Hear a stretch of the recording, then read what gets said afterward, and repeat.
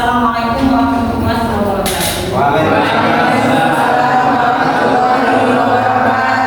Alhamdulillah pada pagi hari ini kita masih diberi kesempatan dengan kesehatan dan kesempatan yang kita berikan untuk mengikuti perkuliahan pada pagi hari ini. Nah, kemarin kita sudah mempelajari tentang sistem pendidikan nasional yang sudah kalian diskusikan.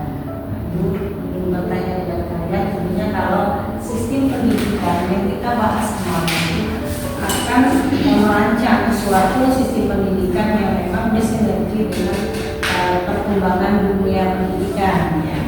Dalam dunia pendidikan itu apa yang kita bahas itu ada peserta didik, ada SDM, dan ada semua perangkat elemen yang memang bersinergi dengan dunia pendidikan.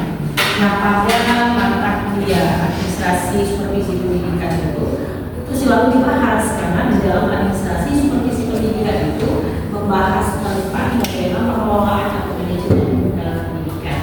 Nah, dari pengertian dari sistem pendidikan nasional, kemudian materi yang kita bahas pada hari ini tentang inovasi pendidikan itu merupakan ruang lingkup dari administrasi supervisi pendidikan. Nah, di mana dalam penyusunan pendidikan atau manajemen pendidikan yang harus dilakukan oleh seorang guru, kamu nanti sebagai calon pendidik tentunya mempunyai rencana ke depan atau capaian yang harus pembelajaran yang harus kalian berikan. Nah, di situ tentunya strategi yang kita lakukan dalam pembelajaran itu sangat penting, sehingga guru atau dosen, ya, itu harus mempunyai inovasi di dalam memberikan pembelajaran kepada peserta didik, ya.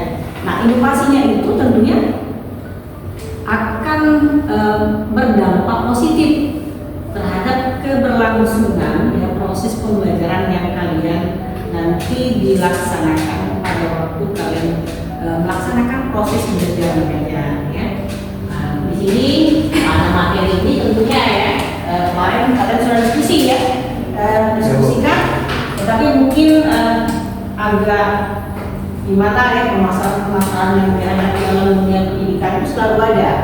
Nah, terutama di dalam proses belajar mengajar, kemudian bagaimana rancangan ke depan seorang guru untuk menentukan capaian pembelajaran, kemudian output yang dikeluarkan atau setelah proses belajar itu tentunya akan berdampak pada sistem penilaian, ya.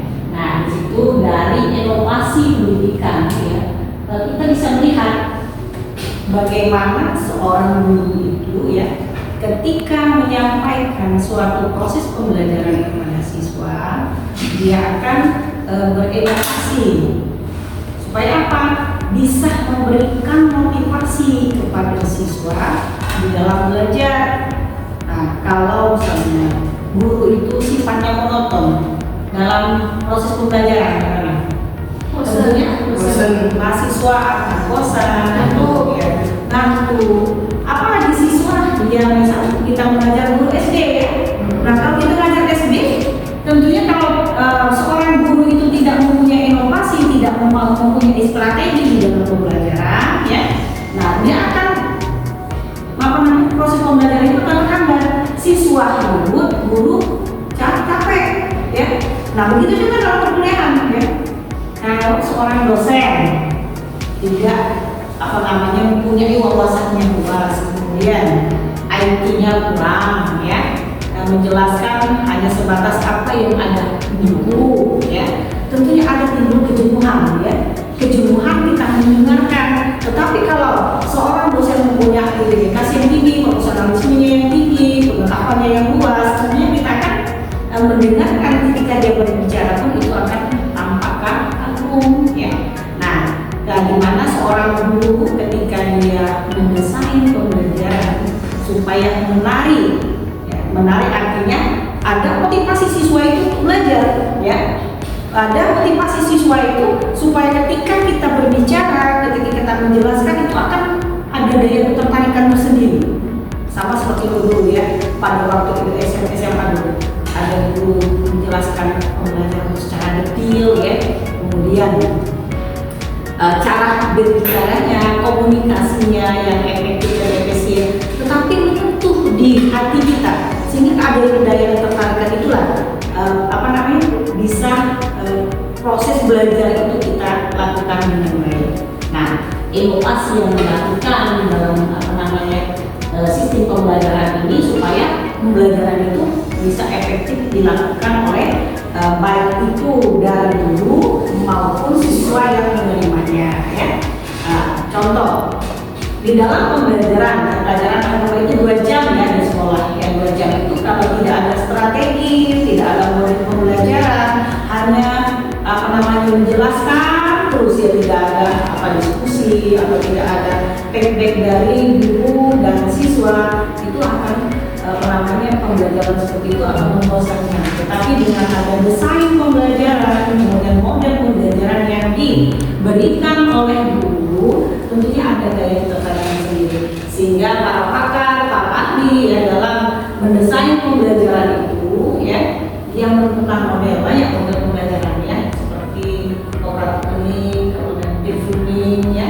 Nah di situ kalau kita berbicara masalah cooperative, sekarang ini pemerintah ya menetapkan bahwa pembelajaran itu sifatnya pada siswa ya, atau student centered learning. Nah, apakah student centered learning itu bisa kita terapkan kepada siswa SD? Belum kan? Nah, bagaimana solusi yang ditawarkan oleh pemerintah? Tentunya dia meninjau, tentunya dia mempunyai pengalaman yang lebih luas. Dia banyak baca, dia banyak belajar, dia belajarnya bukan secara otodidak, tetapi secara tidak langsung dia mempunyai karya. Nah sekarang ini untuk mahasiswa, ya, kenapa kita belajar inovasi ini? Kalau mahasiswa itu output yang ingin dicapai itu adalah marah mahasiswa itu, ya. Nah, sehingga ibu juga memberikan tugas kepada kalian. Tugas kepada kalian itu apa yang diberikan kepada kalian? Yaitu keluarkan capaian yang ingin dicapai mahasiswa dari pembelajaran ini. Contoh dari dasar pendidikan ya, dari materi 1 sampai dari materi 2 dan ke-15 itu ada materi yang harus kita bahas, harus kita diskusikan. Nah apa luarannya ketika ada materi itu? Coba kalian lihat ya. Dari materi itu yang ada tampak di permasalahan yang ada di lembaga pendidikan ya, dalam lembaga pendidikan, misalnya pendidikan agama di lingkungan sekolah, kemudian inovasi pembelajaran yang ada di sekolah yang dilaksanakan oleh guru ya. Betapa pentingnya teori-teori pembelajaran supaya teori pembelajaran itu bisa sampai kepada siswa, kita implementasikan. Nah implementasi dari teori pembelajaran ya, bagaimana misalnya teori pembelajaran ini ada yang menemukan teori pembelajaran secara humanistik ya, ada konstruktivisme ya.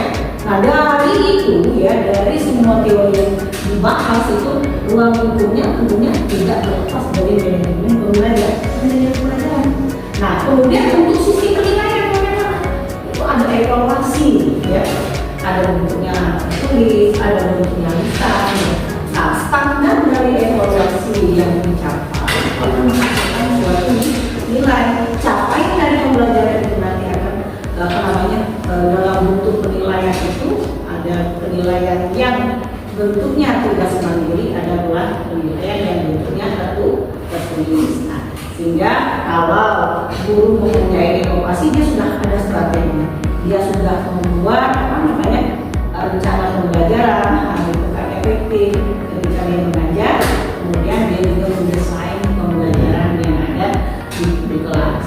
Nah, contoh lagi, minat ya, nanti pendidikan, apakah pembelajaran minat? Ada motonya, ya, motonya apa itu? Ingat so Bimadio Mangkaso Yukuni ada ya, ini ya. Nah, di situ kita bisa bahwa guru itu memberikan contoh teladan kepada para siswa. Dia akan mentransfer knowledge, ya. Kemudian dia juga mendidik karakter siswa. Ya. Kalau itu semua bisa dilakukan, tentunya pendidikan yang ada di Indonesia yang akan sukses. Nah, ibu juga ngajarin kamu itu akan sukses. Contoh kalau ibu tidak memberikan contoh yang baik, ya, aku ini dosen ini kata aku. Dosen ini datang duduk diskusi tidak ada praktek. Tentunya asal ya. Tapi kalau kita memang ada feedback dari dosen, kemudian ada tanya jawab ya, itu akan lebih baik. Oke, ada yang mau bertanya silakan.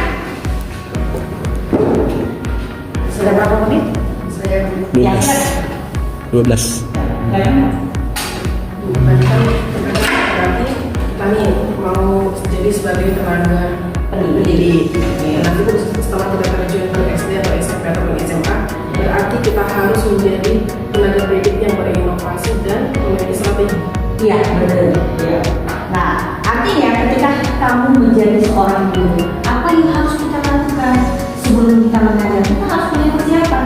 Itulah namanya rencana pembelajaran. Nah, materi apa yang diajarkan? Tentunya supaya optimal materi. Nah, materi ini tidak bisa disampaikan secara dasar teori saja, harus dipraktekkan. Ya, tentunya kita akan mendesain model pembelajaran. Ya, model pembelajaran itu banyak. Ada misalnya kooperatif ini yang tipe diskos, ada TDP, ada kemudian bermain peran. Ya, itu model pembelajaran. Nah, model pembelajaran itu menyampaikan materi itu dengan model itu akan menambah wawasan bagi siswa. Dia tidak jenuh, dia tidak takut materi sampai sama seperti dulu ngajar SKI, sejarah budaya Islam. Nah, kalau kita ngajar sejarah budaya Islam dari pertemuan awal sampai akhir, ya, hanya cerita terus, tentunya itu akan membosankan.